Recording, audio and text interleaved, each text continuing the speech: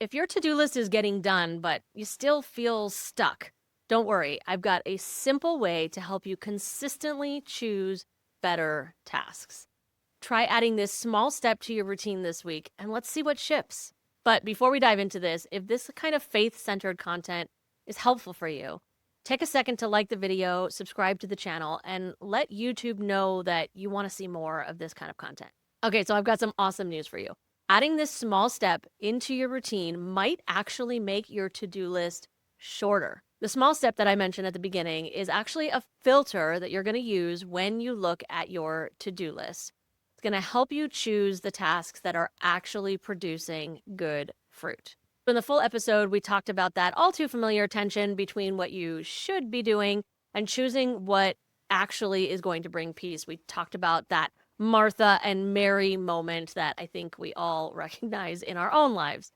So this week, as you plan your schedule for the following week, and if you're not already doing that, I highly recommend that you do that as the last task on the day before your Sabbath, because in that way, you hit the ground running when you come back after that day off. So I want you to take a look at each of the tasks that are on your to-do list and look at them through the filter of these two questions. Question 1.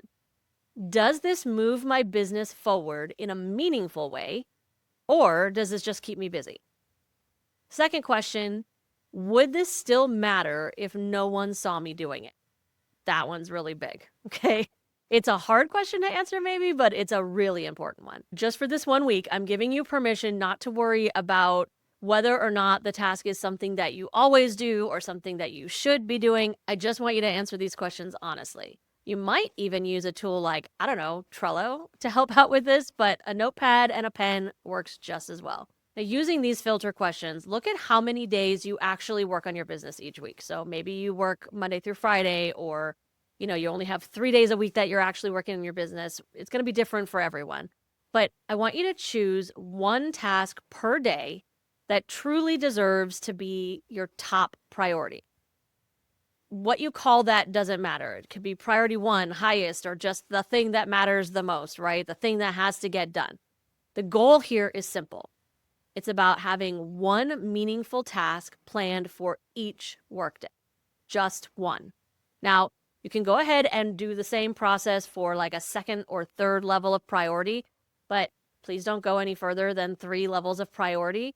And anything that doesn't make it into those top spots, doesn't make it into the top 3 or 2 or 1, depending on what you choose to do, it doesn't need your attention right now.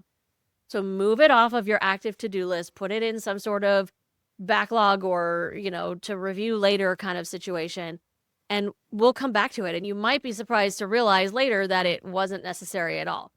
Little aside here, this is happening to me right now with Pinterest. I love Pinterest.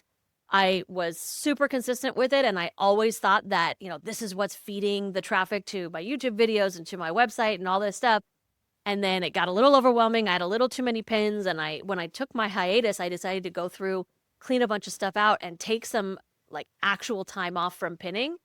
And what I'm recognizing is that as I'm coming back and thinking, okay, I'm going to start pinning again, I realized that none of my traffic or growth really was super impacted by the fact that I wasn't pinning consistently. So maybe that's a layer that I don't personally need. Pinterest's algorithm has changed a lot since I first started doing this. So it doesn't mean that it wasn't true back when I started doing it, but maybe it's not true now. And that's a whole layer of, graphics I don't need and daily tasks that just maybe don't need to be on my list anymore. Okay. It's so freeing, let me tell you, to feel like I don't need that anymore, and my business will continue to grow and my content is still gaining that visibility. As a little bonus that you could do this month, or maybe just something to plan to start doing next month, once a month, I encourage you to stop and take a look back, have an intentional time to take a look back at your completed to-do list from the previous month and ask yourself this question. Which tasks consistently leave me feeling resentful, stressed, or exhausted? Now, let me be clear. This is not an excuse to stop doing the hard things, okay? It's about removing the things that just aren't serving you, like me and Pinterest, right? Pinterest wasn't hard, but it was time-consuming, and it's just not serving me anymore. Just because you or I have always done it doesn't mean that we have to keep doing it. But I'm curious, which of the two questions, the filter questions, do you think are going to be the hardest for you to answer the most honestly this week? Let me know in the comments.